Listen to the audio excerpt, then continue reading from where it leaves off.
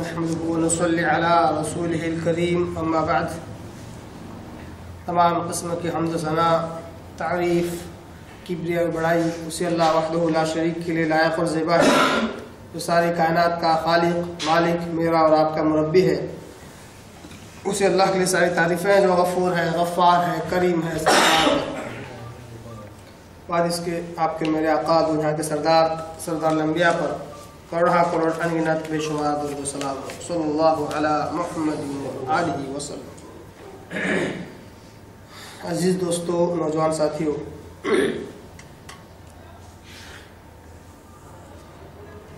درس حدیث میں ہم نے درس بخاری شروع کیا ہے۔ اس کے درس بخاری میں صحیح بخاری کا جو کتاب الادب ہے، اس کے 4 باب ان کے احادیث کے ساتھ الحمدللہ ہم مکمل سن چکے ہیں۔ ہم نے 5واں باب بھی شروع کیا، باب اجابتی دعائی من بر والدیہ۔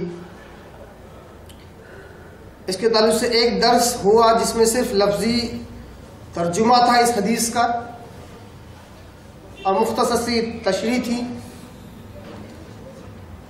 اس کے بعد ایک اور درس ہوا جو پورے حدیث کی تشریح تھی، جس میں 3 واقعات کا ذکر ہے اور کچھ نصیحتیں ہم نے اس حدیث سے حاصل کی جو پہلے درس میں ہم نے نہیں کی تھی۔ آج ہم اس کا تیسرا درس لے رہے ہیں، کیونکہ حدیث کافی لمبی، طویل اور بڑی ہے، اس لیے آج ہم اس کا تیسرا درس لے رہے ہیں۔ ہمارے عادت کے موافق آج ہم اس حدیث کے حوالہ جات، اس کے اطراف اور تخریج دونوں ہم دیکھیں گے۔ کتاب الادب، صحیح بخاری کتاب الادب، باب نمبر 5، باب اجابت دعائی من بر والدیہ، باب اس تعلق سے کہ اس شخص کی دعا قبول ہوتی ہے جو اپنے والدین کے ساتھ اچھا برتاؤ کرے، نیک سلوک کرے۔ اس میں امام بخاری رحمہ اللہ ایک حدیث لاتے ہیں جو کہ کافی طویل، کافی لمبی حدیث ہے۔ صحیح بخاری کی کل احادیث کے مطابق یہ حدیث نمبر 5974 ہے، جو عام طور پر جو لوگ حوالے دیتے ہیں صحیح بخاری حدیث نمبر اس کے حساب سے، ورنہ یہ کتاب الادب کی حدیث نمبر 5 ہے۔ کتاب الادب حدیث نمبر 5۔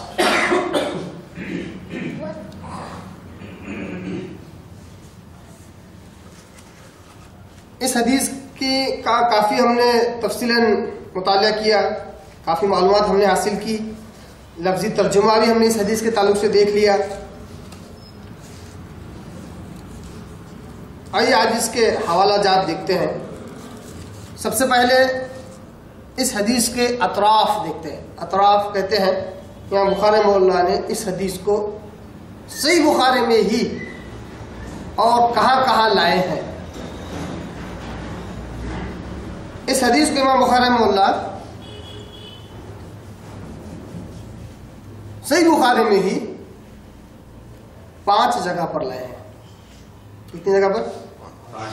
ایک ہی حدیث کو 5 الگ الگ ابواب میں امام بخاری رحمہ اللہ لے کر آئے ہیں۔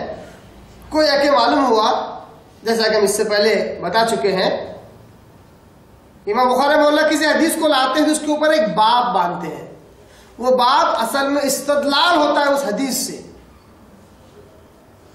تو ایک ہی حدیث کو 5 جگہ پر امام بخاری رحمہ اللہ حدیث لے کر آئے، مطلب 5 الگ الگ قسم کے استدلال امام بخاری رحمہ اللہ نے کیے، 5 الگ الگ قسم کے دلائل اس حدیث سے استنباط کیا۔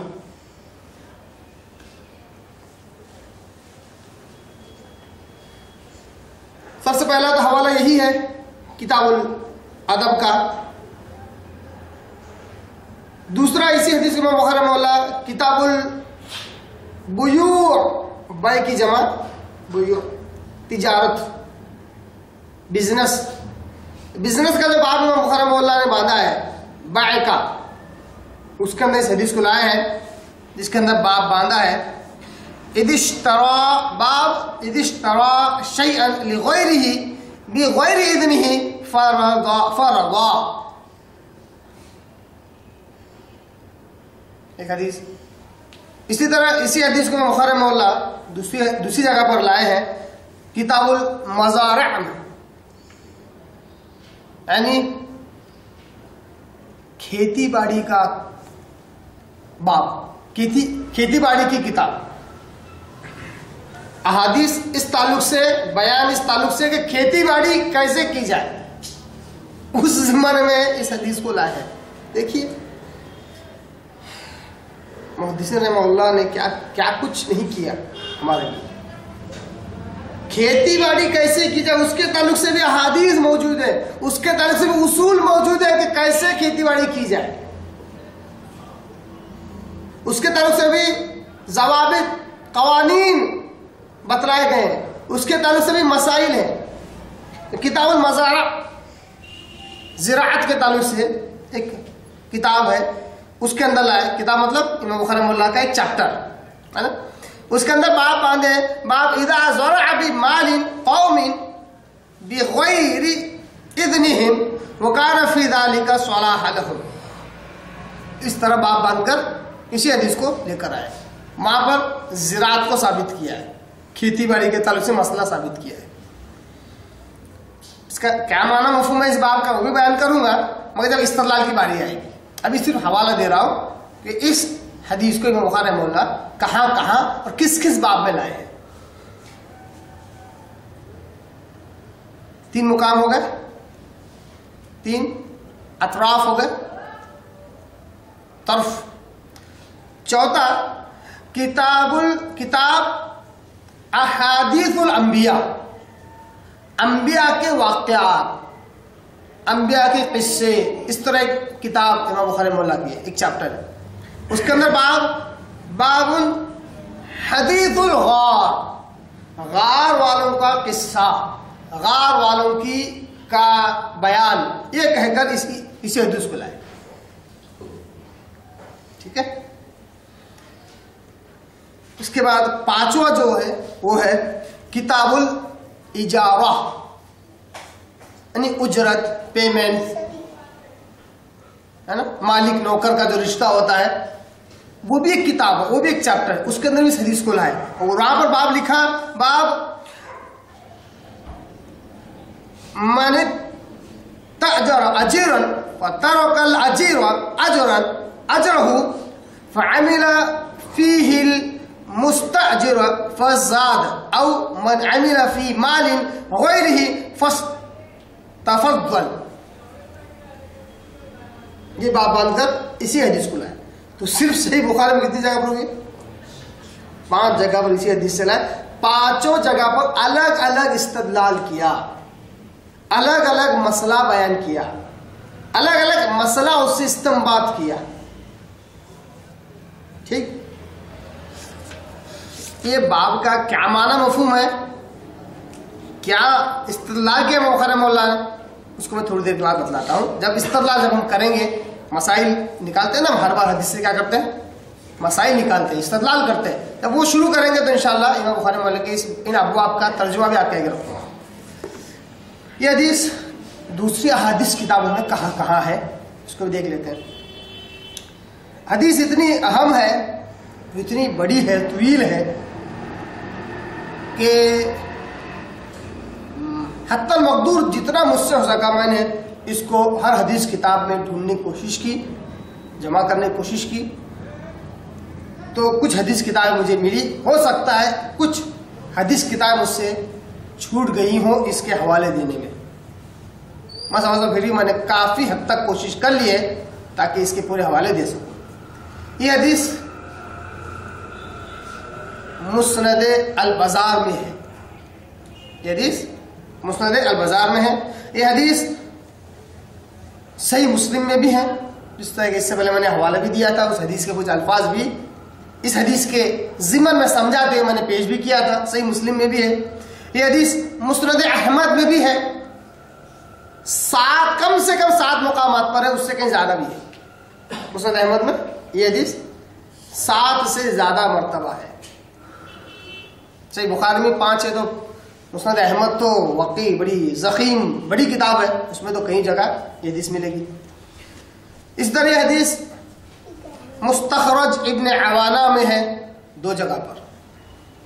اسی طرح یہ حدیث الآداب، یہ کتاب لکھی ہوئی ہے کس کی؟ امام بہقی رحمہ اللہ کی، الآداب للبہقی، امام بہقی رحمہ اللہ کی حدیث ہے، اس کے اندر بھی حدیث آئی ہے۔ اس طرح شعب الایمان ایک حدیث کتاب ہے، اس کو لکھنے والے امام بہقی رحمہ اللہ ہے، شعب الایمان للبہقی، اس کے اندر بھی حدیث آئی ہے۔ اسی طرح سنن الکبریٰ، یہ بھی ایک حدیث کتاب ہے امام بہقی رحمہ اللہ کی، اس کے اندر بھی حدیث آئی ہے۔ اسی طرح معجم ابی یعلا الموصلی، اس کے اندر بھی حدیث کتاب ہے، اس کے اندر بھی حدیث آئی ہے۔ اسی طرح سنن الکبریٰ للنسائی، امام نسائی رحمہ اللہ کی ایک اور حدیث کتاب سنن الکبریٰ، اس کے اندر بھی حدیث آئی ہے۔ اسی طرح الدعاء ایک حدیث کتاب کا نام ہے، صرف اس کا حدیث کتاب میں کیا ہے؟ الدعاء، امام طبرانی رحمہ اللہ کی الدعاء، اس کے اندر بھی حدیث آئی ہے 3 جگہ پر۔ اسی طرح المعجم الاوسط، یہ بھی امام طبرانی رحمہ اللہ کی کتاب ہے، اس کے اندر بھی حدیث ہے۔ اسی طرح مسند شامین، امام طبرانی رحمہ اللہ کی، اس میں بھی حدیث ہے 2 جگہ پر۔ اسی طرح صحیح ابن حبان میں بھی یہ حدیث ہے 2 جگہ پر۔ یہ جو حوالے میں نے دیے کافی حد تک کوشش کرنے کے بعد اتنی جگہ پر ملے۔ یہاں پر آ کے میں ایسا سمجھ رہا ہوں کہ شاید اور کچھ حوالے مجھ سے چھوٹ گئے جن کو میں تلاش نہ کر سکا، یہ اور کہاں کہاں آئی ہے۔ تو کل اگر دیکھا جائے تو صحیح بخاری میں 5 ہے نا، الفاظ الگ ہے، سند بھی الگ ہے، واقع یہی ہے۔ صحیح بخاری میں 5، مسند بازار 6، صحیح مسلم 7، مسند احمد کی 7 ہی پکڑ رہا ہوں میں، کتنے ہو گئی؟ 14۔ مستخرج ابن عوانہ میں 2، کتنے؟ 16۔ الآداب للبہقی 17، شعب الایمان للبہقی کتنے ہو گئے؟ 18۔ سنن الکبریٰ للبہقی 19، معجم ابی یعلا الموصلی 20، سنن الکبریٰ للنسائی 21، اور الدعاء للطبرانی اس میں 3 جگہ پر کتنے ہو گئے؟ 24۔ المعجم الاوسط اس میں 1 جگہ پہ 25۔ مسند الشامین میں جو کہ امام طبرانی رحمہ اللہ کی، اس میں 2 جگہ پر کتنے ہو گئے؟ 27۔ اور صحیح ابن حبان میں 2 جگہ پر کتنے جگہ ہو گئے؟ ایک ہی حدیث۔ پوری کوشش نہیں کی ہم نے، کافی حد تک کوشش کی ہے کہ کتنی جگہ ہو گئے؟ 29 جگہ پر یہ حدیث موجود ہے۔ حالانکہ یہ حدیث کافی لمبی ہے، اس حدیث کو بیان کرنا لفظ بلفظ ترتیب بترتیب کوئی آسان بات نہیں ہے۔ پھر بھی ہزاروں لوگوں نے اس حدیث کو، راویان حدیث نے اس حدیث کو جوں کا توں اس امت تک پہنچانے کی کوشش کی، ہزاروں راویان نے۔ اس سے معلوم ہوتا ہے کہ واقعی اللہ تبارک تعالیٰ کی بڑا انعام اور اکرام ہے اس امت پر کہ جہاں اللہ تبارک تعالیٰ نے قرآن مجید کو محفوظ کیا، وہیں پر احادیث مبارکہ کو بھی اللہ نے محفوظ کر کے اس امت تک پہنچایا۔ یہ اللہ کا انعام ہے ہم پر، کیونکہ ہزاروں راویان نے ایک اتنی لمبی حدیث، اس کو آپ سن چکے ہیں، 3 واقعات ہیں اس میں، 3 لوگوں کے قصے اس میں بیان کیے گئے ہیں، جوں کا توں چندے الفاظ کے ہیر پھیر کے، جو کہ ظاہر سی باتیں ہونے تھے، پر واقعہ، اس کا موضوع اور اس کا ٹاپک، اس کا عنوان، اس کا مفہوم جوں کا تو اس امت تک پہنچا۔ تو یہ واقعہ اللہ کا بڑا انعام ہے رحمت ہے، کرم ہے کہ اس امت کو اللہ تبارک تعالیٰ نے احادیث مبارکہ بھی محفوظ کر کے اللہ نے دی. کسی سند میں 3 راوی، کسی میں 5 راوی، کسی میں 7 راوی. ہر محدث اپنی اپنی جگہ الگ الگ، کوئی کس شہر میں، کوئی کسی شہر میں، ہر ایک کو وہی حدیث ویسے الفاظ کے ساتھ مل رہی ہے. اور ہر حدیث یہ حدیث مرفوع کہلاتی ہے. یہ حدیث کون سی ہے؟ یہ حدیث مرفوع، یعنی قبول کرنے کے درجے کے اعتبار سے سب سے اچھی، یعنی وہ حدیث جو آپ صلی اللہ علیہ وسلم تک رفع کی گئی، آپ صلی اللہ علیہ وسلم تک پہنچائی گئی. یعنی جو حدیث آپ صلی اللہ علیہ وسلم نے خود بیان کی وہ کیا کہلاتی ہے؟ حدیث مرفوع. یہ حدیث مرفوع جس میں آپ صلی اللہ علیہ وسلم خود اس حدیث کو بیان کرتے ہیں. کہتے ہیں حضرت عبداللہ ابن عمر رضی اللہ عنہ کہتے ہیں عن رسول اللہ صلی اللہ علیہ وسلم، میں نے آپ صلی اللہ علیہ وسلم سے اس طرح سنا، قال آپ صلی اللہ علیہ وسلم نے کہا. تو یہ حدیث کس کی ہوئی؟ آپ صلی اللہ علیہ وسلم کی خود زبان مبارک سے نکلی ہوئی حدیث، حدیث مرفوع. اتنی لمبی حدیث آپ صلی اللہ علیہ وسلم نے صحابہ کے آگے شاید 1 یا 2 بار سنائی ہوگی. اس امت تک 1450 سال گزر گئے، حدیث کے الفاظ جن کا تو آج اس امت کے پاس محفوظ ہے. تو اللہ کا انعام اور اکرام ہے کہ حدیث کو اللہ تبارک تعالیٰ نے احادیث کو بھی محفوظ کر کے اس امت تک پہنچایا. آئیے ان احادیث کو کا حوالہ جات، ریفرنسز، حوالے دیکھنے کے بعد اب ہم بڑھتے ہیں اس حدیث سے مسائل نکالنے کے لیے. اس حدیث سے کیا کیا مسائل استنباط کر سکتے ہیں، استدلال کر سکتے ہیں. سب سے پہلے تو اس حدیث سے امام بخاری رحمہ اللہ نے ہی ایک ہی حدیث سے 5 جگہ پر حدیث لا کر یہ ثابت کیا کہ ایک حدیث سے 5 مسائل نکال سکتے ہیں، ہے نا. ایک ہی حدیث سے 5 مسائل نکال سکتے ہیں. امام بخاری رحمہ اللہ نے 5 الگ الگ ابواب میں باب باندھ کر یہ ثابت کر دیا. تو جو 5 الگ الگ استدلال امام بخاری رحمہ اللہ نے ایک ہی حدیث سے کیا ہے، وہ استدلال کیا ہے ہم اس کو دیکھتے ہیں. سب سے پہلے تو اس حدیث کو کتاب الادب میں لا کر، اخلاق کے بیان میں لا کر یہ ثابت کیا اجابت دعائے من بر والدیہ. اخلاق کا جب معاملہ آیا کہ امام بخاری رحمہ اللہ اس حدیث سے یہ نقطہ نکالتے ہیں کہ جو والدین کے ساتھ حسن سلوک کرے اس کی دعا قبول ہوتی ہے. حالانکہ حدیث میں الفاظ موجود نہیں ہے، کسی بھی دوسری حدیث میں بھی، صحیح حدیث میں بھی یہ الفاظ موجود نہیں ہے کہ جو ماں باپ کے ساتھ نیک سلوک کرے اس کی دعا قبول ہوتی ہے.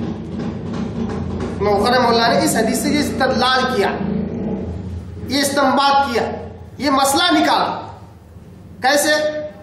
جس شخص کا جو پہلا شخص ہے جس کا وہ واقعہ ہوا، وہ کہتا ہے کہ میں نے میرے ماں باپ کو ترجیح دی، رات بھر ان کے سرہانے کھڑا رہا جب تک کہ وہ دودھ نہ پی لے. میں نے میرے بچوں کو دودھ نہیں پلایا، حالانکہ وہ میرے پیر کے پاس رو رہے تھے، گڑ گڑا رہے تھے بھوک کی وجہ سے، من الجوع، بھوک کی وجہ سے رو رہے تھے، گڑ گڑا رہے تھے. پھر میں نے ان کو نہیں دیا. اے اللہ، اگر وہ عمل تیری نگاہ میں قابل قبول ہے تو آج ہمارے لیے یہاں سے نکلنے کا راستہ بنا. اللہ تبارک تعالیٰ نے قدرتی طور پر غیر معمولی اس پتھر کو ہٹایا تاکہ آسمان دکھ جائے، آسمان دکھنے لگا.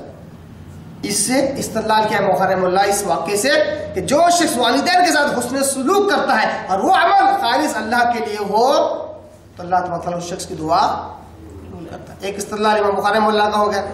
دوسرا استدلال اس حدیث سے کیا کرتے ہیں؟ دوسرے استدلال پر زیادہ تشریح نہیں کروں گا کیونکہ جب اس نقطے پر آؤں گا تو وہ استدلال بتلاؤں گا. ابھی صرف اس باب کا معنی مفہوم بتلا رہا ہوں. کتاب البیوع، بیع یعنی خرید و فروخت، تجارت. اس کتاب میں اس چیپٹر میں بخاری رحمہ اللہ باب باندھتے ہیں باب اذا اشترى شيئا لغيره بغیر اذنہ فرضا. یعنی کسی نے کوئی چیز دوسرے کے لیے اس کی اجازت کے بغیر خرید لی، پھر وہ اس پر راضی ہو گیا تو یہ معاملہ جائز ہے. دیکھیے مسئلہ نکال رہا ہے جائز اور ناجائز کا. آج لوگ قرآن و حدیث کے ماننے والوں پر یہ اعتراض کرتے ہیں کہ تم تو صرف قرآن حدیث مانتے ہو، تمہارے پاس جائز ناجائز مکروہ غیر مکروہ مکروہ تنزیہی مکروہ غیر تنزیہی ایسے تو الفاظ ہے ہی نہیں۔ امام بخاری رحمہ اللہ ایسے ہی مسائل نکال رہے ہیں اس سے کہ اگر کوئی شخص کوئی تجارت کرے، کوئی چیز خریدے اور اس کی اجازت کے بغیر خریدے اور اگر وہ اس پر راضی ہو تو یہ جائز ہے، کوئی حرج نہیں۔ کہاں سے نکالا یہ نقطہ؟ پہلے واقعے سے، دوسرے واقعے سے، تیسرے واقعے سے۔ یقیناً کیسے؟ وہ مزدور اپنی اجرت چھوڑ کر چلا گیا، اس تاجر نے کیا کیا، اس شخص نے جس نے اجرت پر رکھا تھا اس چاول کو زمین میں بویا نا، یہاں تک استدلال نہیں ہے۔ اس سے فصل اگی، غلہ کاٹ لیا، یہاں پر کوئی استدلال نہیں ہے۔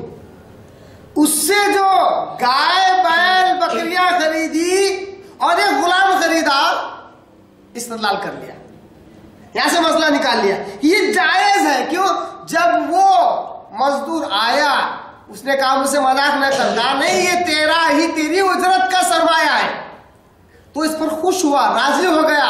اس سے مسئلہ نکلا کہ اگر کسی کی مرضی کے بغیر اگر تم نے اس کے پیسے سے کوئی چیز خریدی، اگر وہ راضی ہوگا تو ایسا کرنا جائز ہے۔ لوگ بلا وجہ ہم لوگوں پر اعتراض کرتے ہیں کہ قیامت تک آنے والے مسائل تمہارے پاس نہیں ہیں۔ کیا ہے یہ؟ قیامت تک آنے والے مسائل صرف ہماری فقہ میں موجود ہے، ہم فقہ کا انکار نہیں کرتے۔ فقہ سمجھ، قرآن حدیث کی سمجھ کا نام ہے۔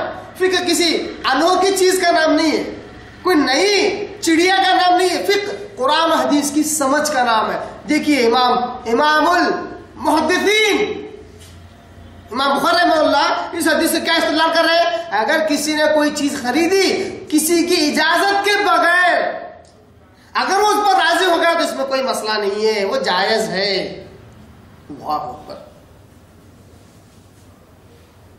بس سمجھ میں آ رہی یا نہیں آ رہی؟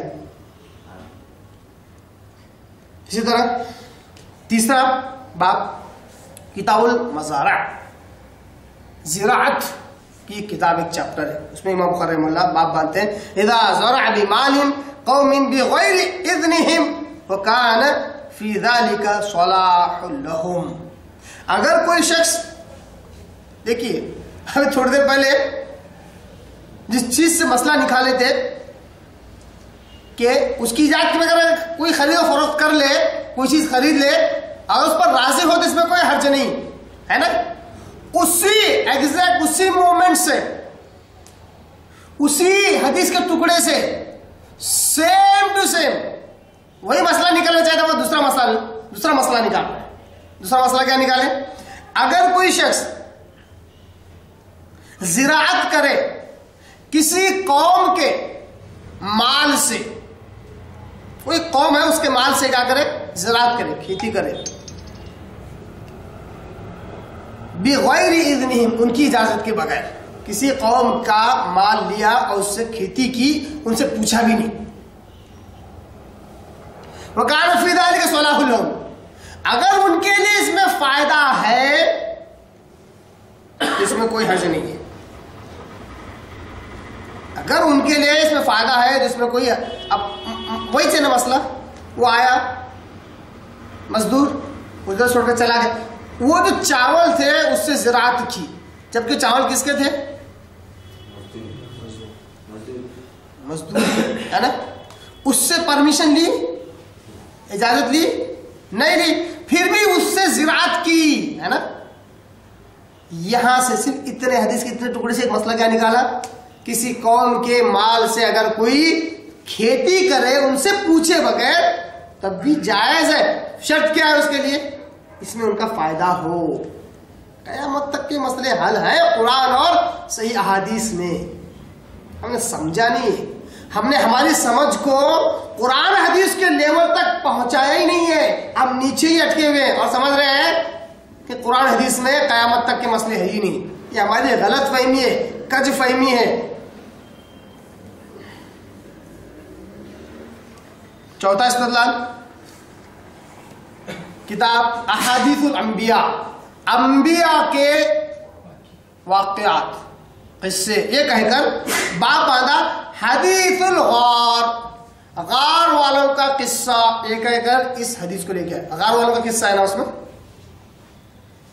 نصیحت ہے، اس میں ہے نا، انبیاء کے باب میں، انبیاء کی کتاب میں یعنی چیپٹر میں اس حدیث کو لائے، یہ کہہ کر کے غار والوں کا قصہ۔ انبیاء کا کیوں؟ یہ واقعہ افسانوں کے زمانے میں تو ہوا نہیں ہے، نہیں افسانوں کے زمانے کے بعد کا ہے، بلکہ افسانوں کے زمانے سے پہلے کے جو انبیاء گزرے ہیں ان کے زمانے کا ہے، کیونکہ جن تینوں شخصوں کا ذکر ہے یہاں پر وہ تینوں کے تینوں صالحین نیک لوگوں میں سے تھے، موحدوں میں سے تھے۔ کون تھے؟ مطلب توحید پرستوں میں سے تھے، ایک اللہ کی بات کرنے والے تھے، تبھی تو غار میں پھنسے تو کہا فدع اللہ بہا، اللہ کو پکارو اپنے اعمال کے ذریعے سے۔ کوئی اور یاد نہیں آیا ان کو اس وقت، کوئی پیر فقیر بابا کوئی ولی یاد نہیں آیا ان کو، کوئی بھگوان دیوی دیوتا یاد نہیں آیا، خالص اللہ یاد آیا۔ انبیاء کے زمانے کے یہ موحدین تھے، توحید پرست تھے، اس لیے اس کے اندر اس حدیث کو لے کر آئے۔ استدلال ہے نا یہ۔ پانچواں، کتاب الاجارہ، اجرت کے بارے میں، پیمنٹ ہے نا، ایک تجارت ہوگی اور ایک جاب، نوکری، ایک کاروبار ہے اور ایک کیا ہے؟ نوکری۔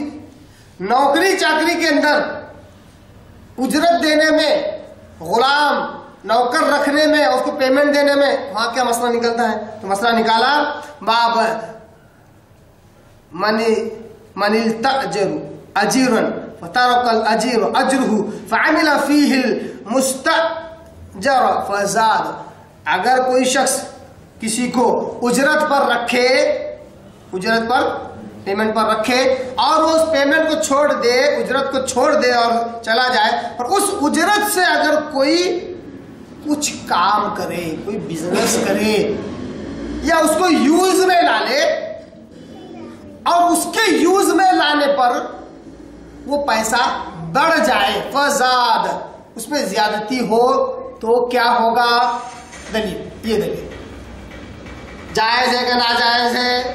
باپ کے اندر امام بخاری مولا یہ نہیں بتلا رہے جائز ہے ناجائز ہے، بلکہ یہ کہا کہ اگر کوئی اجرت پر کسی کو رکھے اور وہ اجرت چھوڑ کر چلا جائے تو وہ اجرت کے پیسے سے اگر کوئی بزنس کرے، کوئی کام میں لا لے اس کو، اس سے وہ پیسہ بڑھ جائے تو کیا کرنا؟ کتنا خود کا پرسنٹیج لگانا، سامنے کتنا پرسنٹیج لگانا، بھائی میں نے محنت کیا، یہ سارے جو مسئلے ہیں نا اس کے بعد یہ حدیث لا کر رکھ دی۔ اس حدیث سے کیا ثابت ہو رہا ہے؟ جو اجرت تھی اس سے جو کچھ کمایا، کیا کیا اس نے؟ کیا کیا؟ سب پورا کا پورا دے دیا۔ یہ بولا کیا بھائی تو چھوڑ کر چلا گیا، ساری محنت تو میں نے کیا، کتنے سال کیا؟ کئی سال لگ گئے اس میں، کئی سال، کم سے کم 1 سال تو ضرور لگا، ایک فصل اگنے کو 4 مہینے لگتے ہیں، اس کے بعد فصل اگنا، غلہ کٹنا، جانور خریدنا، نوکر خریدنا، 1 سال تو کم سے کم لگا۔ تو کہہ سکتا ہوں بھائی میں نے محنت کیا، مجھے بھی دے دو، مگر وہ پیسہ پورا اس کی اجرت تھی، اسی کی بنیاد پر سب کچھ اس میں بڑھوتری ہوئی تھی، تو ایسے وقت کیا کرے؟ امام بخاری مولا نے اس حدیث کو پیش کر دیا۔ یا پھر اس کے اندر باب کے اندر لکھا ہے او من عمل فی مال غیرہ فاستبدل، یا پھر اگر کوئی شخص کسی کا مال لے لے اور اس کو بزنس میں لگا دے اور اس میں بڑھوتری ہو تو کیا کرے؟ یہ حدیث لا کر رکھ دی۔ یہ امام بخاری مولا کے استدلال ہے اس حدیث سے، ہے نا؟ یہاں تک بات سمجھ میں آ گئی؟ ایسا ایکٹیو ہو جائیے، چہرے سب کے اترے ہوئے دکھ رہے ہیں، مجھے سب کے چہرے اترے ہوئے دکھ رہے ہیں۔ ابھی اصل استدلال کرنا ہے مجھے، نئے مسائل اس حدیث سے نکالنا ہے لفظ بلفظ، تو جتنا آپ کا شوق دکھے گا اتنا زیادہ میں بھی اچھے طریقے سے بول سکوں گا۔ امام بخاری مولا کے استدلال میں نے آپ کا یہ رکھا۔ اب آئیے بڑھتے ہیں حدیث کے لفظ بل لفظ سے استدلال کرتے ہوئے۔ استنباط کرتے ہیں، مسائل نکالتے ہیں. آپ کو یاد ہے میں نے یہ لمبی چوڑی حدیث کے تعلق سے کیا کہا تھا؟ کتنے مسائل نکال سکتے ہیں؟ یاد ہے کسی کو؟ ایک کتاب بھی کر سکتی ہے، سمجھائیں تو 100 کم سے کم نکال سکتے ہیں، میں نے کہا تھا، ہے نا. آج ہم شروع کرتے ہیں. اللہ جتنی توفیق دے گا انشاءاللہ اتنے مسائل ان سے نکالیں گے، وہ مسائل جو اس میں ہیں. کیونکہ الحمدللہ ہم ان لوگوں میں سے ہیں جو سیب کے ڈبے میں ہاتھ ڈال جو سیب ہی نکالتے ہیں، سنترا نہیں نکالتے تھے. جو اس میں ہوتا ہے وہی نکالیں گے انشاءاللہ. اور اگر کسی نے غلط ثابت کرے فوراً اپنی غلطی مان لیں گے، مگر انشاءاللہ ایسا ہوگا ہی نہیں انشاءاللہ العزیز. حدیث کی ابتدا ہوتی ہے اس لفظ سے، بینما ثلاثۃ نفر، ان لوگوں میں 3 لوگ تھے جو جا رہے تھے، 3 لوگوں کا گروہ تھا جو جا رہے تھے، ہے نا؟ ایسا ہی ہے نا؟ کیا نکلا اس حدیث سے؟ پہلا استدلال، پہلا مسئلہ کیا نکلا؟ سب سے پہلا مسئلہ نکلا قصہ سنا سکتے ہیں نصیحت کے لیے. کیا کیجیے؟ قصہ سنا سکتے ہیں نصیحت کے لیے، شرط یہ ہے کہ وہ سچ ہو. شرط کیا ہے؟ ہاں، سب سے پہلا مسئلہ بینما، ان لوگوں میں کچھ لوگ تھے وسلم کا پچھلے زمانے کا قصہ سنانا. قصہ اور کہانی میں زمین آسمان کا فرق ہے. قصہ سچائی پر مبنی ہوتا ہے اور کہانی سے کوئی بیس ہی نہیں ہوتا ہے. ایک راجا تھا، اب کب تھا کہاں تھا پتا نہیں. ایک پری تالاب میں تیر رہی تھی، چل رہی تھی. کون پری کہاں کی پری نہیں پتا.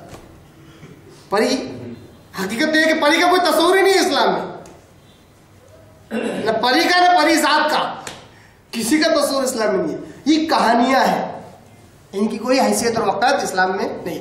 قصہ واقعہ جو اصل میں واقع ہو چکا ہے، ان کی اہمیت ہے، ان سے نصیحت حاصل کرنا چاہیے.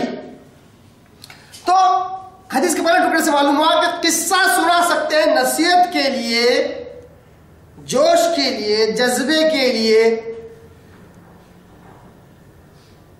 کچھ باتوں پر دھیان دلانے کے لیے. شرط یہ ہے کہ وہ صحیح ہو. معلوم ہوا کہ قصہ بھی جو صحیح ہے وہ بھی دلیل بن سکتا ہے. کیا بن سکتا ہے نا؟ یہاں پر بارہ میں لوگوں کی یہ غلط فہمی دور کرتا ہوں، اپنے لوگوں کی خاص طور پر. لوگ بولتے ہیں دلیل مطلب 2 چیزیں، ایک یا تو قرآن یا پھر حدیث. مناسب نہیں ہے. صرف قرآن صرف حدیث یہ دلیل نہیں ہے. دلیل تو بہت ساری چیزیں ہو سکتی ہیں. جو سچ کو ثابت کرے وہ دلیل ہے. سچ کو، اور سچ کو ثابت کرنے میں جھوٹ کا استعمال نہیں کر سکتے، اس لیے جھوٹ دلیل نہیں بن سکتا. جیسے قرآن مجید اللہ تعالیٰ نے بہت ساری مثالیں دی. مثال کیا ہے؟ مثال کا وجود تو نہیں ہوتا ہے، پر مثال کو اللہ نے دلیل کے طور پر پیش کیا قرآن مجید. تو مثالیں بھی دلیل ہوتی ہیں. واقعہ جو قصہ گزر چکا ہے وہ بھی دلیل ہوتی ہے، دلیل کے طور پر آپ پیش کر سکتے ہیں. تو سچ ہونا بہت ضروری ہے. جو سچ نہیں ہے اور ان کو قصہ واقعہ کہہ کر اگر کوئی بیان کر رہا ہے تو اس کی تحقیق کریں. جیسے ایک بزرگ تھے، بہت سارے قصے کہانیاں اس لیے کہہ رہا ہوں کہ ان کی وقت نہیں ہے، ان کو حیثیت نہیں ہے. ایک بزرگ تھے، ایک بزرگ کے ساتھ ایسا ہوا، ایک بزرگ سے کسی نے پوچھا. اب ان کی تحقیق کر بھی نہیں سکتے. کیوں؟ کب کس نے کیا سنایا اس کی کوئی سند بھی نہیں ہوتی ہے کہ لوگوں سے جا کر پوچھ رہے کہ بھئی آپ نے سنا، آپ نے سنا، آپ نے سنا، آپ نے سنا. اور کوئی اتھینٹک صحیح مسترد کتاب میں یہ بات بھی نہیں ہوتی ہے، یہ واقعہ بھی نہیں ہوتا، اس لیے ان کی تحقیق بھی نہیں کر سکتے. اس لیے ان سے استدلال بھی نہیں کرنا چاہیے. ایک صاحب نے ایک واقعہ سنایا اور کہا کہ دنیا میں رہ کے جنت و جہنم کو دیکھ سکتے ہیں. میں نے پوچھا آپ نے کیسا سمجھا، یہ عقیدہ آپ نے کیسا رکھا؟ تو کہا ایک واقعہ آتا ہے. نکاح ایک بزرگ تھے، ان کی کچھ تسبیح آتی، اتنے لاکھ مارو انہوں نے تسبیح پڑھ لی تھی، یہاں تک کہ اس کے سلیبس بنا لیے تھے انہوں نے. سلیبس کہتے ہیں یا پھر کچھ باکس کہہ لیجیے آپ، جیسے ہم لوگ بولتے ہیں نا 1 پیٹی 2 پیٹی 3 پیٹی، بامبے کی اسٹائل میں بولتے ہیں نا 1 پیٹی ہے 2 پیٹی، تو ایسا کچھ پیٹیاں بنا کے رکھی تھی احسان ثواب کے لیے. اگر کوئی مر جاتا تو اس کو 2 پیٹی احسان ثواب کا ڈال دیتے. تو یہاں تک کہ اس واقعے میں انہوں نے بتلایا کہ آدمی جہنم میں چل رہا تھا، 2 پیٹی اس کو پارسل کرتے ہوئے جنت میں آ گیا. یہ واقعہ کب ہوا، کس زمانے میں ہوا، کس کے ساتھ ہوا؟ کوئی حیثیت نہیں ہے، کوئی حوالہ نہیں ہے اس کا، کوئی تحقیق نہیں ہے اس کی، پھر بھی لوگ اس کو سناتے ہیں، اس سے عقائد حاصل کرتے ہیں، ایمان حل لیتے ہیں اس سے. استغفراللہ. اس سے لو نا کتنی زبردست صحیح بخاری کی حدیث، 2 پنوں پر مشتمل، 3 لوگوں کے واقعات، اس سے نصیحت حاصل کرو، اس سے عقائد لو. اس لیے میں نے الحمدللہ میں نے کس بات کی کوشش کیا ہوا ہے، صحیح حدیث ہے، ایک لفظ سے ہم استدلال کر سکتے ہیں، ایک لفظ سے. کر رہے ہیں کہ نہیں کر رہے ہم لوگ؟ اس لیے کئی دنوں سے ایک لفظ کو صحیح بات ہے، حدیث صحیح ہے، ضرور کریں گے ہم. یہی ہمارا ماوا اور ملجا ہے، یہی ہماری اصل جگہ جہاں ہم پناہ لیں گے، یہی ہماری اصل جگہ ہے جہاں سے ہم نصیحت حاصل کریں گے، یہ ہماری اصل جگہ ہے جو ہمارا اوڑھنا اور بچھونا ہے. اس کے بغیر ہم سانس بھی نہیں لے سکتے. قرآن مجید اور احادیث رسول، یہ ہماری جان ہے، بھی ہمارا ایمان ہے، یہ ہمارے عقائد ہے. اس لیے ایک لفظ سے استدلال کریں گے. تو بینما ثلاثۃ نفر سے پہلا استدلال کیا نکلا؟ قصہ سنا سکتے ہیں، نصیحت کے لیے شرط یہ کہ وہ سچ ہو. اس کے بعد آئیے دوسرے لفظ کی طرف بڑھتے ہیں جس میں لکھا ہوا ہے حدیث کے اندر کہ اب یتماشون اخذهم المطر، وہ جا رہے تھے، ان کو بارش نے پکڑ لیا. فمالوا الى الغار في الجبل، یہ واقعے کا پس منظر ہے نا قصے کا. اس قصے میں کیا کیا ہوا؟ پھر وہ دوڑے ہوئے غار کی طرف چلے گئے، غار میں انہوں نے پناہ لی، اور اس کے بعد کیا ہے؟ فانحطت على فم غارهم، یہاں تک کہ ایک لڑکتا ہوا ایک پتھر آ کر غار کے منہ پر بیٹھ گیا. صخرۃ من الجبل، پہاڑ کا ایک گول پتھر لڑکتے ہوئے آ کر غار کے منہ پر بیٹھ گیا. یہ پورا کیا ہے؟ واقعہ ہے نا. اس سے کیا استدلال کریں گے؟ یہ استدلال کریں گے کہ یہ سچ ہوا ہے، آپ صلی اللہ علیہ وسلم نے خود بیان کیا ہے نا. اس سے زیادہ کیا کر سکتے ہیں؟ اس لیے میں نے اس کو پکڑا. کون سا؟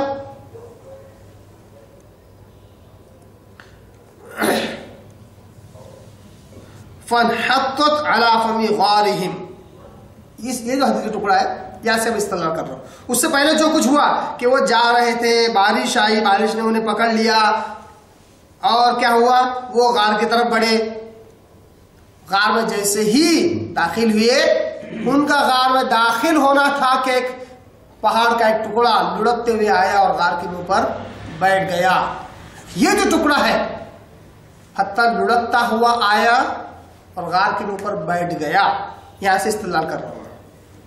بارش آنا نارمل ہے، ہر ایک کو آتی ہے، ہر ایک بارش کے اندر پھنس سکتا ہے بارش کی وجہ سے، ہے نا. مگر یہ واقعہ کیا ہے کہ بارش آئی، وہ غار میں گئے، جیسے ہی گئے تو پتھر آیا اور بیٹھ گیا لڑکتے ہوئے آ کر، دروازہ ہی بند ہو گیا اس کا. یہ امپورٹنٹ ہے، یہ اہم ہے. اس سے کتنے استدلال کریں گے؟ حدیث کے اس ٹکڑے سے استدلال مسئلہ نمبر 1، یعنی کہ مسئلہ نمبر کل 2. پہلے ایک مسئلہ ہو گیا قصہ سنانا چاہیے بول کے، دوسرا مسئلہ یہ. دوسرا مسئلہ ہے اللہ اپنے بندوں کی آزمائش کرتا ہے. کیسے معلوم ہوا؟ پتھر جو لڑکتے ہوئے آیا اور غار کے منہ پر بیٹھا، کس کی مرضی سے آیا؟ وہ ہے نا، اس کا خود کا تو کوئی دماغ نہیں ہے. پتھر تو پتھر ہے، اس کے اندر کوئی جان بھی نہیں ہے. کسی نے اس کو حکم دیا تبھی تو لڑکتا ہوا آیا اور غار کے منہ پر بیٹھ گیا. کوئی اور ہے جو پلاننگ کر رہا ہے، کوئی اور ہے جو کچھ چاہتا ہے اپنے بندوں سے. معلوم ہوا کہ اللہ تعالیٰ اپنے بندوں کی آزمائش کرتا ہے، تبھی تو اس آزمائش کی وجہ سے وہ غار میں پھنس گئے، ہے نا. اس کے بعد تیسرا مسئلہ نکلا کہ اگر لوگوں کو مصیبت میں دیکھیں تو صرف یہ نہ سمجھیں کہ ان پر اللہ کا عذاب آیا ہے، بلکہ وہ آزمائش بھی ہو سکتی ہے. ایک نئی سوچ ملی ہمیں اب اس حدیث سے. اگر کسی کو مصیبت میں دیکھیں تو یہ نہ سمجھیں کہ اللہ کا عذاب ہے ان کے اوپر، اس لیے پریشان ہے. غربت آ گئی، غریبی آ گئی، اللہ کا عذاب ہے. فلاں مصیبت میں آ گئے، اللہ کا عذاب ہے. نہیں، دوسرا ایک اور پہلو ہو سکتا ہے. کیا؟ اللہ کی آزمائش بھی ہو سکتی ہے، کیونکہ یہ نیک و صالحین لوگ تھے، موحد لوگ تھے، وہ مصیبت میں پھنس گئے. یہ اللہ کی آزمائش تھی، ہے نا. چوتھا مسئلہ اس سے نکلا،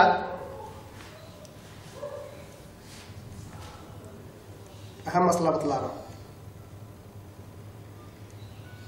آپ کا دماغ بھی نہیں جائے گا وہاں تک. چوتھا مسئلہ اس سے نکلا، اللہ تبارک و تعالی ہر روز کسی نہ کسی کام میں مصروف ہے. کل یوم هو فی شأن. سورہ رحمان میں اللہ نے کہا یہ جو غار کا پتھر لڑکتے ہوئے آ کر غار کے منہ پر جو بیٹھ گیا، اس سے ایک مسئلہ نکلا کہ اللہ ہر روز کسی نہ کسی کام میں مصروف ہے. یہ اللہ کی شان ہے. یہ کچھ نہ کچھ اللہ تعالیٰ کائنات میں تصرف کرتا رہتا ہے، کچھ نہ کچھ اللہ کی ایکٹیویٹیز چلتی رہتی ہے. اس وقت بھی ہوا، آج بھی کئیوں جگہ ہو رہا ہے. اللہ اپنی مرضی سے جو چاہے اپنی کائنات میں ہیر پھیر کرتا رہتا ہے. کبھی کسی کو کچھ کرتا، کبھی کسی کو بادشاہ بناتا، کبھی کسی کو فقیر بناتا، کبھی کسی کو آسانی دیتا، کبھی کسی کو مصیبت میں ڈال دیتا. یہ اللہ ہے. اللہ سورہ رحمان میں اللہ نے کیا کہا؟ کل یوم ہوا فی شان. ہر روز اللہ تعالیٰ کسی نہ کسی کام میں مصروف ہے. بہترین عقیدہ ہے، اللہ کا تعارف، اللہ کا انٹروڈکشن ہے اس میں.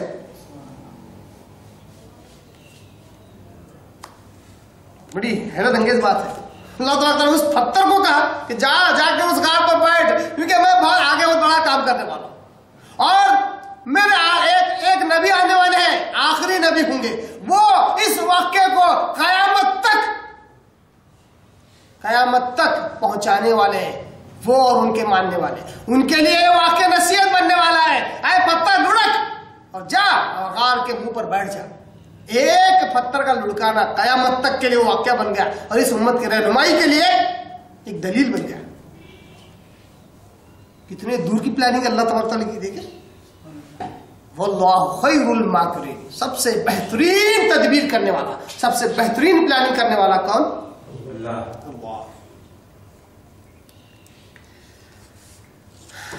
آئیے اس کے بعد معاملہ یہاں تک تو ہو گیا کہ غار کے منہ پر پتھر آ کر بیٹھ گیا. اس کے بعد فَأَطْبَقَتْ عَلَيْهِمْ فَقَالَ بَعْضُهُمْ لِبَعْضٍ. جب غار کے منہ پر پتھر آ کر بیٹھ گیا، راستہ بند ہو گیا باہر نکلنے کا، تو کیا کیا ان لوگوں نے؟ فَقَالَ بَعْضُهُمْ لِبَعْضٍ. آپس میں ایک دوسرے سے انہوں نے کچھ باتیں کی، ہے نا، کی نا. فقال بعضهم لبعض. آپس میں ان لوگوں نے پھر باتیں کی. اس سے جو استدلال کر رہا ہوں وہ یہ کہ رائے مشورہ ضروری ہے کہ نہیں؟ خاص طور سے مصیبت میں ہو اس وقت لوگوں سے رائے مشورہ کرنا، کیونکہ جو انسان مصیبت میں ہوتا ہے وہ اکیلا اگر اس مصیبت کو سلجھانے کی کوشش کرے تو دماغ بالکل نہیں چلتا ہے. اگر اس کا ذکر کسی کے آگے کرے تو وہ چیز سمجھ سکتا ہے جو یہ نہیں سمجھ سکتا ہے. اور رائے مشورے کی بڑی اہمیت ہے. اللہ نے تو رائے مشورے کے تعلق سے خاص ایک سورہ ہی نازل کر دیا، سورہ شورا. شین، واو، را اور یا، یعنی رائے مشورے والا سورہ. یہاں تک کہ اللہ نے دوسرے مقام پر آپ صلی اللہ علیہ وسلم کو خود حکم دیا، وہ شاورہم، علیہ وسلم آپ ان سے مشورہ کیا کرو، صحابہ سے آپ مشورہ کیا کرو. اللہ نے حکم بھی دیا، معلوم ہوا کہ مشورہ کرنا چاہیے.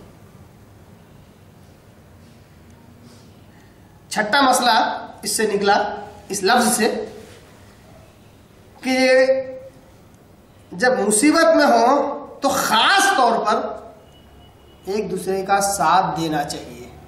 اب آپ بتاؤ اگر تینوں آپس میں ایک دوسرے کی مدد نہ کرتے, ہر ایک اپنے اپنی دیکھتا, تو بتائیے کیا وہ غار پر کا جو پتھر تھا وہ تینوں لوگوں کے نکلنے کا راستہ دے سکتا تھا کیا؟ ایک آدمی بولا کیا یار میرے پاس میرے اعمال ہے, اللہ آسمان دکھا دے. آسمان دکھا, نکل سکتا تھا باہر؟ نکل سکتا تھا؟ یہ بالکل ایسا اکاؤنٹ ہے جس کے لیے 3 سائن لگتے ہیں اس حدیث کے مطابق, ہے نا.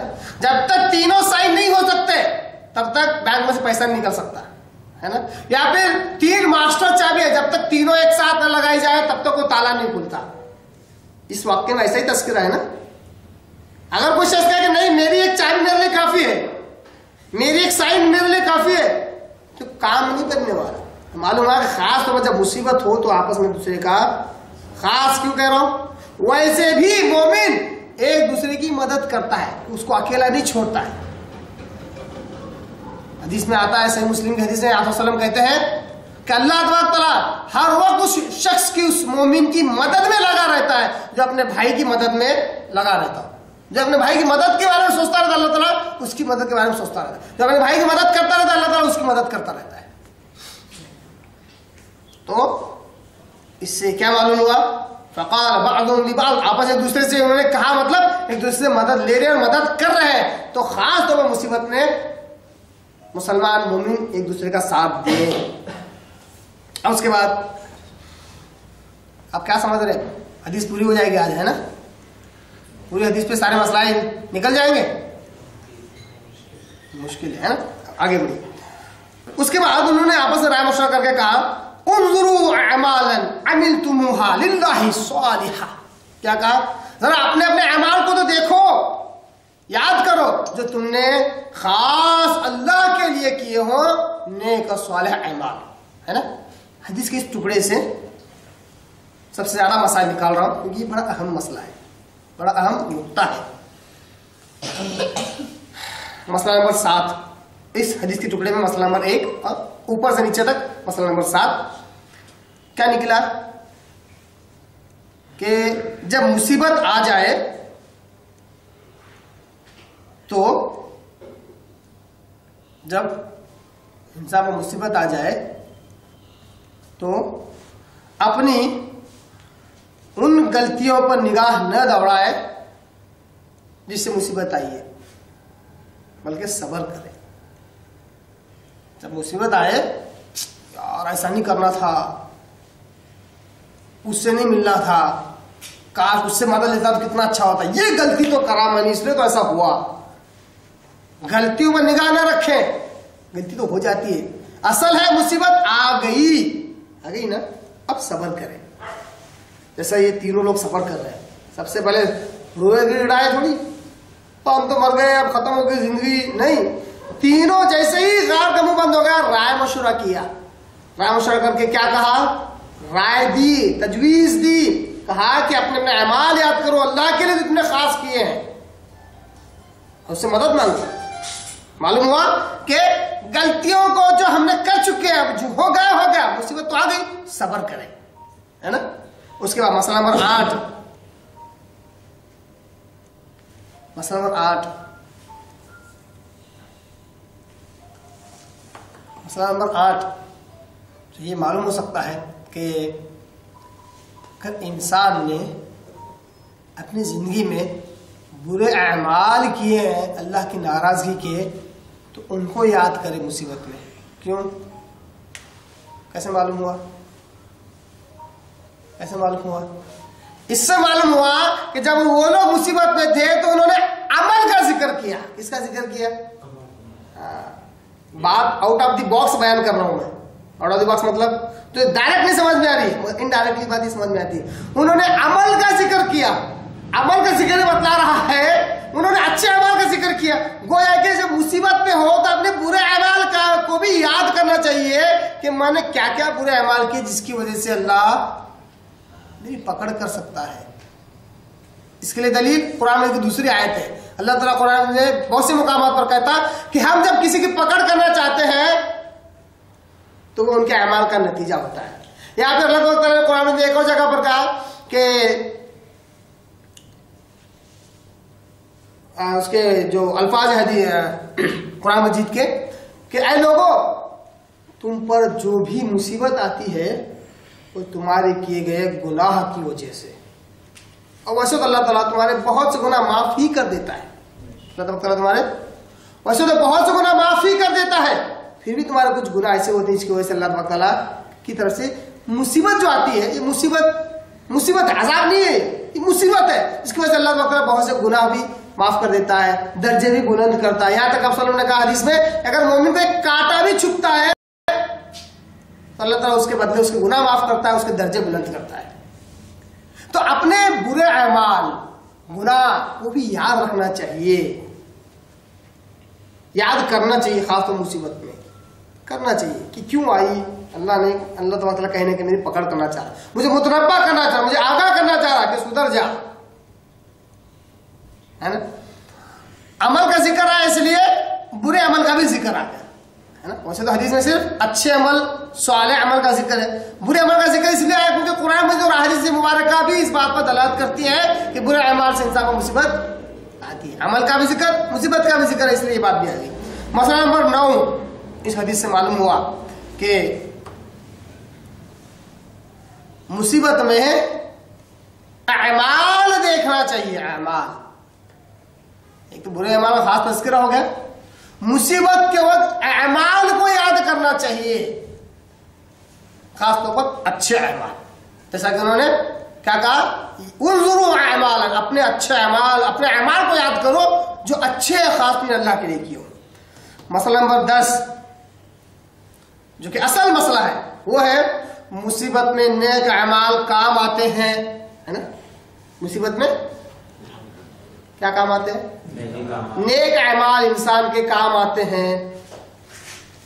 مسئلہ نمبر 11, مسئلہ نمبر 11 اس سے پہلے میں کچھ بیان کر چکا اس کے تعلق سے, الگ سے مسئلہ اس کو بیان کر رہا ہوں. مسئلہ نمبر 11, اپنے نیک اور بد دونوں قسم کے اعمال کو یاد رکھنا چاہیے. ان تینوں نے اعمال کا ذکر کیا, کیسے کیا؟ یاد رکھا تھا انہوں نے, ہے نا, اچھے اعمال کو. تو ہم کو معلوم ہے کہ چاہے نیک ہو یا چاہے بد, دونوں قسم کے اعمال کو یاد رکھنا چاہیے. اگر بد اعمال یاد رکھے جو خود سے سرزد ہوئے ہیں تو توبہ اور استغفار کرنے میں کام آئیں گے. اللہ میں نے فلاں دن فلاں وقت پر فلاں گناہ کیا تھا, مجھے بخش دے. اللہ کا ایسی توبہ پسند ہے.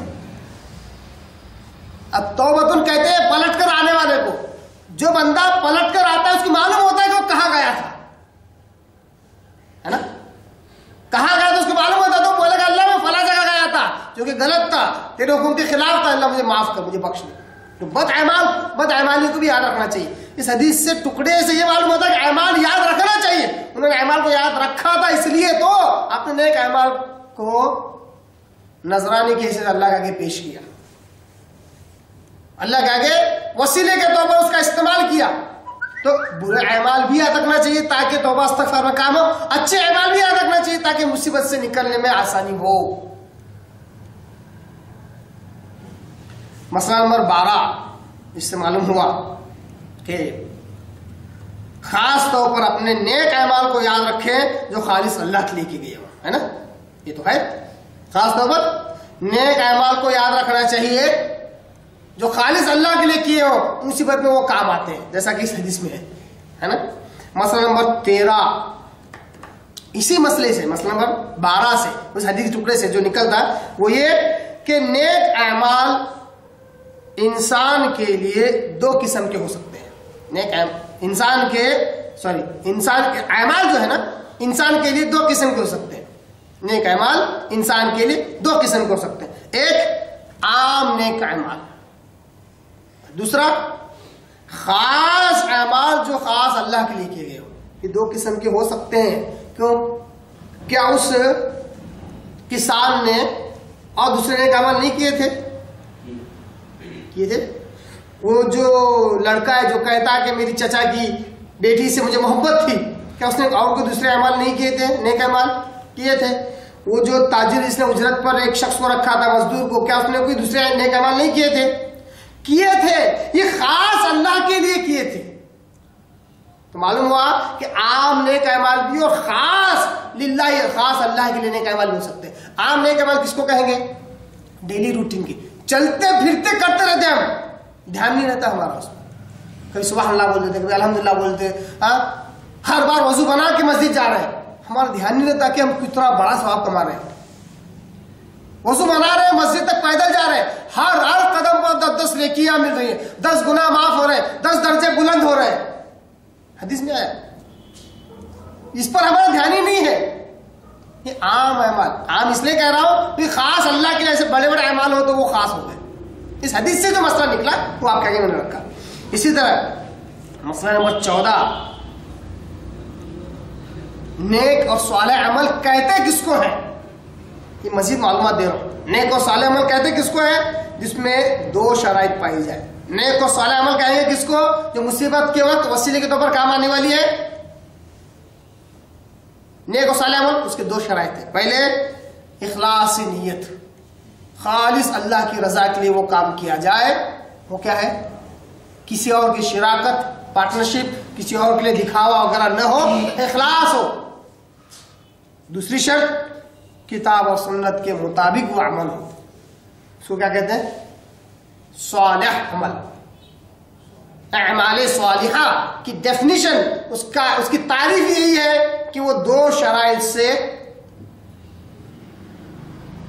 2 شرائط میں پورا اترتا. ایک اخلاص نیت ہو اور کتاب و سنت کے مطابق ہو تو وہ صالح عمل ہے، نیک عمل ہے. یہ سارے مسائل کس سے نکلے؟ انظروا اعمالا عملتموها للہ صالحا، دیکھو اپنے اعمال کو جو تم نے کیے ہو خالص اللہ کے لیے، نیک اعمال. یہ جو حدیث ٹکڑا اس سے اتنے سارے مسائل نکلے.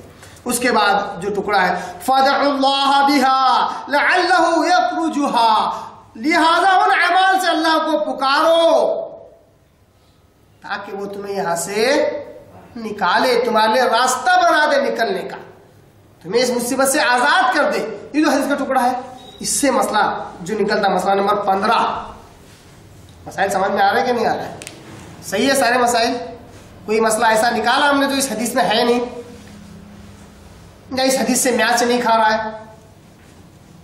ہے نہیں نا؟ مسئلہ نمبر 15 فَادْعُوا اللَّهَ بِهَا، اللہ کو پکارو، ہے نا؟ اس سے مسئلہ نمبر 15 نکلا کہ مصیبت میں اللہ کو پکارنا یہ اصل توحید ہے. کیا ہے اصل توحید؟ یہ ہے کہ مصیبت میں کس کو پکارا جائے؟ اللہ کو پکارا جائے. یہ اصل توحید ہے. مصیبت میں اللہ کو پکارنا یہ اصل توحید ہے. اور مسلمان یہی مار کھا رہے ہیں، آج یہی فیل ہو رہے ہیں. بڑی حیرت ہوتی ہے. اللہ کے رسول صلی اللہ علیہ وسلم کے زمانے میں بھی مشرکین موجود تھے، وہ بھی اللہ کے ساتھ شرک کرتے تھے، مگر جب مصیبت آتی تو کہتے یا اللہ ہمیں اس مصیبت سے نکال. سارے دوسرے معبودان باطل کو بھول جاتے تھے. آپ سونے کے زمانے کے مشرک بھول جاتے تھے اور خالص ایک اللہ کو، مخلصین لہ الدین، خالص ہو کر اللہ کو پکارتے تھے. آپ سونے کے زمانے کے مشرک ہے نا؟ آج کے زمانے کے مشرک تو سب کچھ اچھا ہے تو اللہ اللہ اللہ، جیسے ہی مصیبت میں آ گئے ہزاروں لوگوں سے مدد مانگتے ہیں. ان سے تو یہ بہت زیادہ گئے گزرے دکھ رہے ہیں. وہ تو مصیبت میں تو خاص اللہ کو پکارتے، عام دنوں میں سارے بتوں کی پوجا کرتے، عبادت کرتے. یہ مصیبت میں خاص طور پر ہر ولی، بزرگ، پیر، فقیر، شہید کو پکارتے ہیں مدد کے لیے. معلوم ہوا کہ حدیث کے مطابق معلوم ہوا کہ مصیبت میں اللہ کو پکارنا یہ اصل توحید ہے. مسئلہ نمبر 16 معلوم ہوا کہ دعا ہی اصل عبادت ہے. کیا ہے یہ؟ اللہ کی بات کس کو کہیں گے؟ دعا کرنا، اللہ سے مدد مانگنا اصل میں عبادت ہے. اس لیے آپ صلی اللہ علیہ وسلم ترمذی حدیث میں کیا کہا؟ الدعاء هو العبادہ، دعا اصل میں عبادت ہے. یہ آپ صلی اللہ علیہ وسلم نے کہا ہے. تبھی تو وہ موحد اللہ کو پکار کر اس کی عبادت کا ثبوت دے رہے ہیں کہ اللہ ہم خالص تیری عبادت کرتے ہیں. تو دعا کرنا یہ اصل عبادت ہے. مثلا نمبر 17 معلوم ہوا کہ نیک اعمال کا وسیلہ لینا چاہیے اور یہ جائز وسائل میں سے ہے. نیک اعمال کا وسیلہ، اللہ میں نے فلاں نیک عمل کیا تھا، آج اس کی وجہ سے اگر وہ قابل قبول ہے تو مجھے اس مصیبت سے دور کر نیک اعمال کا وسیلہ لینا چاہیے، لینا جائز ہے. مثلا نمبر 18 معلوم ہوا کہ جائز وسیلے، اس حدیث کے ضمن میں ضمنی طور پر مزید تفصیلات دے رہا ہوں، مزید معلومات دے رہا ہوں کہ جائز وسیلے میں 3 وسیلے آتے ہیں، باقی کے سارے ناجائز اور شرک اور بد عقیدگی میں آتے ہیں.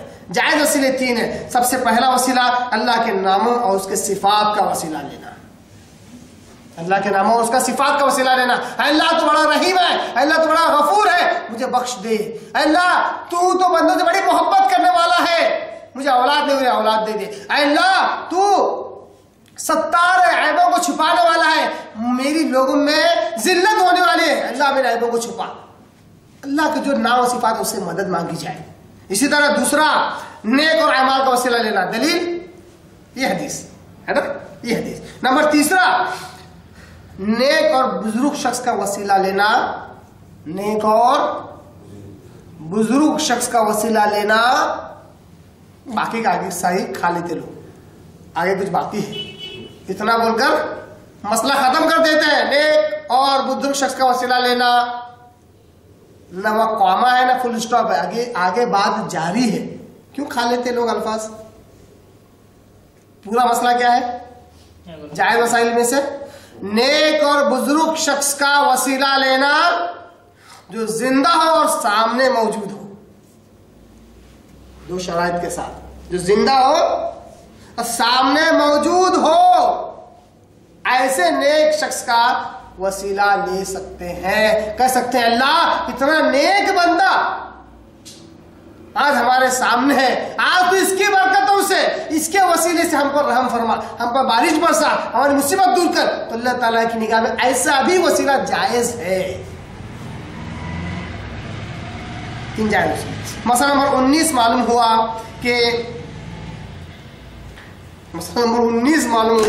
کہ نیک اعمال کا وسیلہ پکڑنے سے اعمال ضائع نہیں ہوتے. مطلب یہ کانٹرو نہیں ہے، برابر کا برابر. اللہ اس کے بدلے مصیبت دور کر دیا مطلب وہ اعمال ضائع ہو گئے، نہیں. اللہ کی نگاہ میں بہت ویلیو ہے. اللہ لطیف ہے، باریک بین ہے اور قدرداں ہے. قدرداں مطلب آپ جو اعمال کریں گے اللہ اس کو بہت دھیان سے، بہت عزت سے لیتا ہے، پالتا ہے، پوستا ہے، بڑا چڑھا کا ثواب دیتا ہے. تو اللہ کے پاس ثواب کی کمی نہیں ہے. جو نیک اعمال ہم کریں اور اس کا وسیلہ لے تو اللہ اس کے بدلے میں ہماری مصیبت بھی دور کرے گا اور وہ عمل بھی جیسا کا ویسا رہے گا، ضائع نہیں ہوگا، اس میں کمی نہیں ہوگی. اس لیے وہ جائز وسائل میں سے. مسئلہ نمبر 20 اور آخری مسئلہ آج کے درس میں وہ ہے کہ مصیبتوں کو دور کرنے والا صرف اور صرف اللہ ہے. تبھی تو انہوں نے کہا فَادْعُوا اللَّهَ بِهَا، اللہ کو پکارو. کس کو پکارو؟ اللہ کو پکارو. معلوم ہے اللہ ہی مصیبت دور کرنے والا ہے اور کوئی ہستی نہیں ہے جو مصیبت کو دور کرے. انشاءاللہ اگلے درس میں اور جتنے بھی درس لگیں گے انشاءاللہ حدیث کے ٹکڑوں سے ہم مسائل نکالتے جائیں گے اور اس سے نصیحت حاصل کرتے جائیں گے. وآخر دعوانا الحمدللہ رب العالمین.